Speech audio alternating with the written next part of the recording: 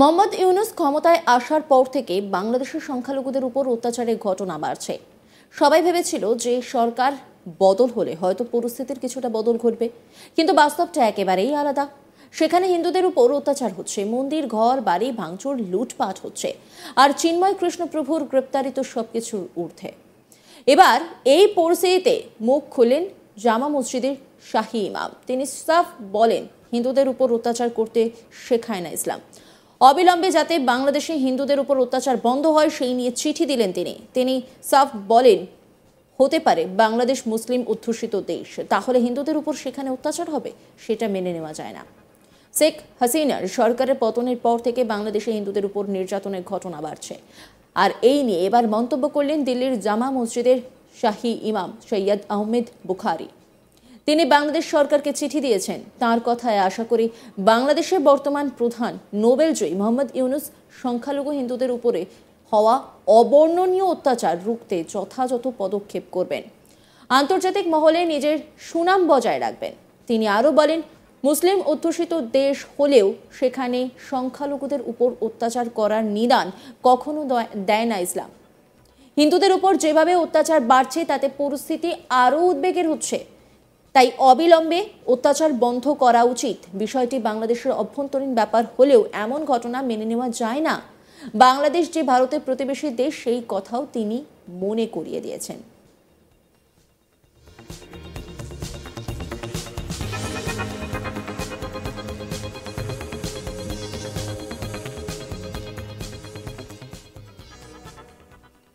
প্রসঙ্গত, বাংলাদেশের সংখ্যালঘুদের উপর দিন দিন অত্যাচার বাড়ছে। হাসিনার সরকারের পতন হওয়ার পরে বাংলাদেশে হিন্দুদের উপর অত্যাচার সারা বিশ্বে আলোচনার বিষয় হয়ে উঠেছে এবং এই পরিস্থিতি সত্যি উদ্বেগজনক। এরই সঙ্গে পাল্লা দিয়ে বাড়ছে ভারত বিদ্বেষ। এবার টার্গেট করা হলো মমতা বন্দ্যোপাধ্যায়কে। বাংলাদেশের শান্তিরক্ষী বাহিনী পাঠানোর প্রস্তাব দিয়েছে মমতা বন্দ্যোপাধ্যায়, আর তার পরিপ্রেক্ষিতে মুসলমানদেরকে প্রস্তুত থাকতে নির্দেশ দিলেন বাংলাদেশি মৌলবী এনায়েতুল্লাহ আব্বাসী। তিনি এক সভায় হুমকির সুরে বলছেন, পশ্চিমবঙ্গের মুখ্যমন্ত্রী মমতা বন্দ্যোপাধ্যায় আর ভারতের প্রধানমন্ত্রী মোদীকেও বলে দিচ্ছি সাবধান, বাংলাদেশের হাত বাড়ালে 14 কোটি মুসলমান ওই কালো হাতকে ভেঙে দেবে। বাংলাদেশের পরীক্ষিত শত্রু হচ্ছে হিন্দুস্তান। কি বলছেন তিনি, শোনাব আপনাদের। পশ্চিম বাংলার মুখ্যমন্ত্রী মমতা ব্যানার্জি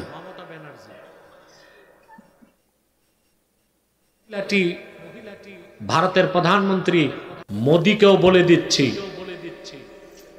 আর মমতা ব্যানার্জিকেও বলে দিচ্ছি, সাবধান, বাংলাদেশের দিকে হাত বাড়াবা, 14 কোটি মুসলমান ওই কালো হাতকে ভেঙে দিবে। বাংলাদেশের পরীক্ষিত শত্রু হচ্ছে হিন্দুস্তান। সমস্ত হিন্দুস্তানের সৈন্য এক জায়গায় করলেও 14 কোটি মুসলমান 28 কোটি হাতে যদি গজারির লাঠি নেয়,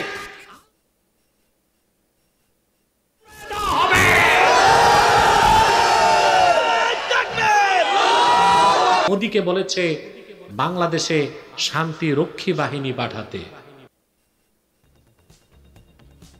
অন্যদিকে বাংলাদেশের আইনজীবীরা হুমকি সুরে বলছেন, ইসকনের নেতা চিন্ময় দাসকে যতদিন না পর্যন্ত আলিফ মামলায় আসামি করা হবে না ততদিন পর্যন্ত আইনজীবীদের আন্দোলন চলবে। কেউ যদি চিন্ময় দাসের পক্ষে হয়ে লড়ার জন্য সাহস করবে, সঙ্গে সঙ্গে তাকে গণপিটুনি দিতে হবে। বাংলায় এই জমি থেকে ইসকনকে নিষিদ্ধ করতে হবে। এই জমিতে ইসকন নামে কোনো সংগঠন থাকতে পারবে না। বাংলাদেশের আইনজীবী কি বলেছেন, শোনাবো। অ্যাডভোকেট সাইফুল ইসলাম আলিফকে অত্যন্ত নিঃস্বভাবে ইসকনের সেই জঙ্গি সংগঠন ইসকনরা আজকে আমরা ইসকনের যে মদতদাতা, ইসকনের যে নেতা, এই চিন্ময় দাসকে ইসকনের মামলায় আসামি করা হয় নাই। আমরা এখান থেকে জানিয়ে দিতে চাই, ইসকনের এই জঙ্গি সংগঠনের নেতা এই চিন্ময় দাসকে যতদিন পর্যন্ত হবে না, আইনজীবীদের আন্দোলন ততদিন পর্যন্ত। আমরা স্পষ্ট করে বলতে চাই, এই চট্টগ্রাম আদালত পাড়ায় যারা যদি কেউ সাহস করে এই চিন্ময় দাসের পক্ষে এবং চিন্ময় দাসের দোষরের পক্ষে কেউ যদি ওকালতি করতে চায় কিংবা ওকালতনামা দাখিল করে, সাথে সাথে এই কোর্ট বিল্ডিং এর তাকে গণপিটা দিতে হবে। কাউন্সিল থেকে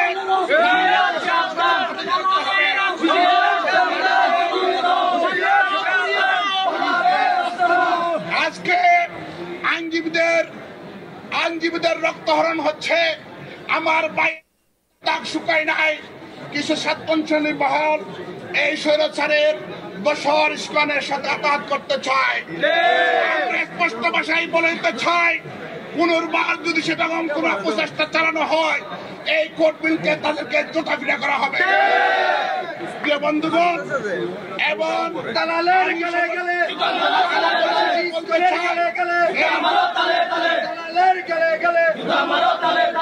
আমি পরিশেষে বলতে চাই, এই বাংলার জমিন থেকে ইস্কনকে নিষিদ্ধ করতে হবে। ইস্কন নামে কোন সংগঠন বাংলার জমিনে থাকতে পারবে না। চিন্ময় কৃষ্ণ দাসের গ্রেপ্তারিতে উত্তাল হয়েছে বাংলাদেশ, ক্ষোভে ফেটে পড়েছে ভারতও। আর সেই হিন্দু সন্ন্যাসী তথা বাংলাদেশ সম্মিলিত সনাতনী জাগরণ জোটের মুখপাত্র চিন্ময় কৃষ্ণ দাস কি জামিন পাবেন, সেই উত্তরের অপেক্ষায় ছিলেন সকলে।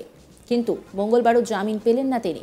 চিন্ময় কৃষ্ণ দাসের জামিন মামলার শুনানি হলো না, কারণ চট্টগ্রাম আদালতে কোনো আইনজীবী আসেনি। সেই পরিস্থিতিতে আগামী 2রা জানুয়ারি হিন্দু সন্ন্যাসী তথা বাংলাদেশ সম্মিলিত সনাতনী জাগরণ জোটের মুখপাত্রের জামিনের মামলায় শুনানির দিন ধার্য করা হয়েছে। সংশ্লিষ্ট মহলের দাবি, প্রাণভয় চিন্ময় প্রভুর হয়ে কোনো আইনজীবী সওয়াল করতে আসেননি। আদালতে এলে তাদের উপরে হামলা চালানো হতে পারে বলে আশঙ্কা প্রকাশ করেছিলেন চিন্ময় প্রভুর আইনজীবীরা। ফলে এই খবর ফের নতুন করে আলোড়ন ফেলাচ্ছে।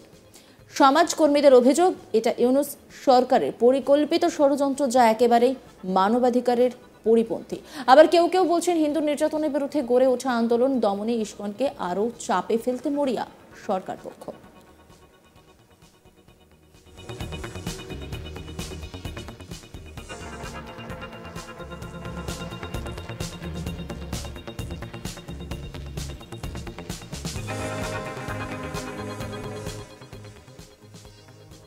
বাংলাদেশে শান্তিরক্ষী বাহিনী পাঠানোর প্রস্তাব দিয়েছিলেন মমতা বন্দ্যোপাধ্যায়। আর সেই পরিপ্রেক্ষিতে বাংলাদেশি মৌলবী এনায়েতুল্লাহ আব্বাসী ঠিক কি বলেছেন শোনাব আপনাদের। পশ্চিম বাংলার মুখ্যমন্ত্রী মমতা ব্যানার্জি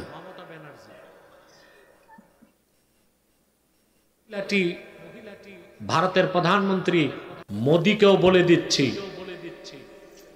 আর মমতা ব্যানার্জিকেও বলে দিচ্ছি, সাবধান, বাংলাদেশের দিকে হাত বাড়াবা, 14 কোটি মুসলমান ওই কালো হাতকে ভেঙে দিবে।